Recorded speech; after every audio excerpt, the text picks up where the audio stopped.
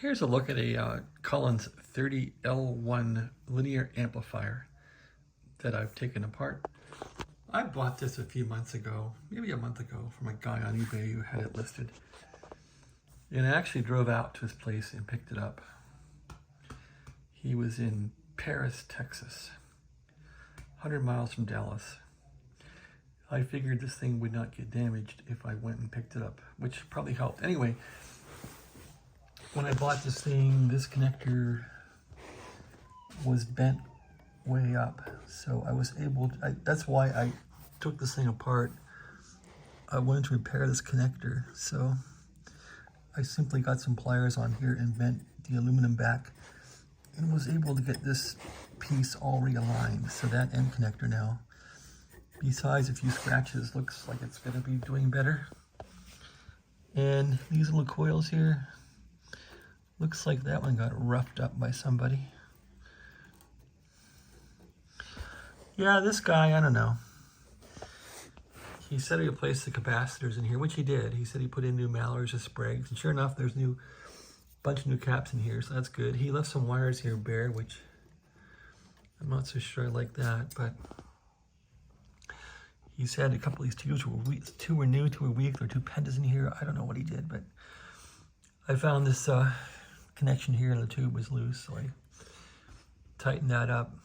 I've never tried this amp yet to see if it even works. I've turned it on, it fires up. It doesn't blow any fuses. The power looks fine as far as the voltage on the meter, so I guess I should see if the amp works or not. He said it worked, and I believed him. But, you know, that's how ham radio stuff is. I love how they wired this thing up, how it's so nice and neat in here. It's so professional and dense compared to like an SB200.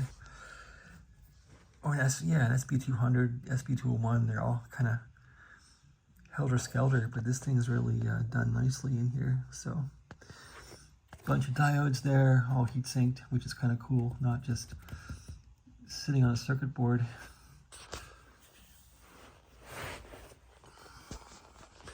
Nice big variable capacitor there.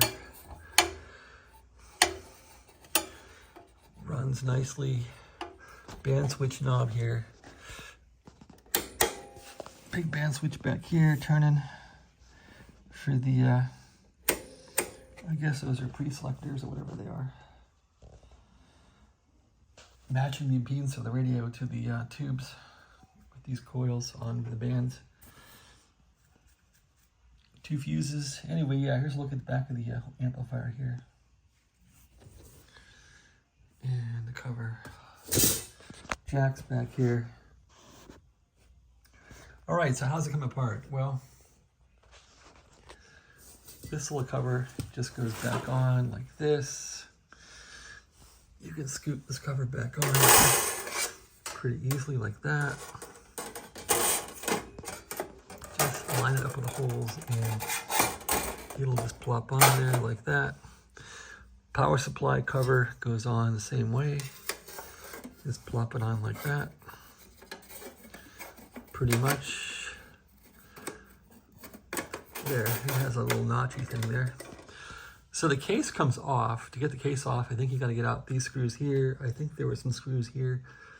Yeah, there were screws on this collar here. This collar thing got stuck and I couldn't get it apart. So maybe you don't need this collar off, but it was stuck. So I loosened it and it came off. You gotta take a bunch of little screws out of the bottom of the case. There's a screw here.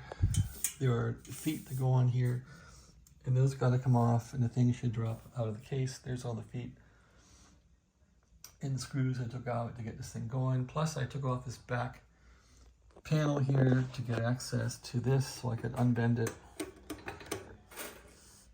So all that came off too. Anyway, this thing's built nice. Transformer seems like it's not leaking or dripping or causing trouble, so yeah, it's a good amplifier. I haven't tried it yet, but I sure like it.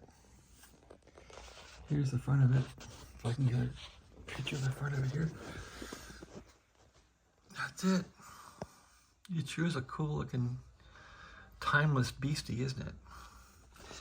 Yeah, the guy had some screws in here rattling around, so I just am not going to plug in an amp when I hear things loose inside, busting around in here. So yeah, there was like a loose little washer and a little nut in here buzzing around, which I have no idea what that went to, but got the loose stuff out of here, and I guess I'll pop this back together.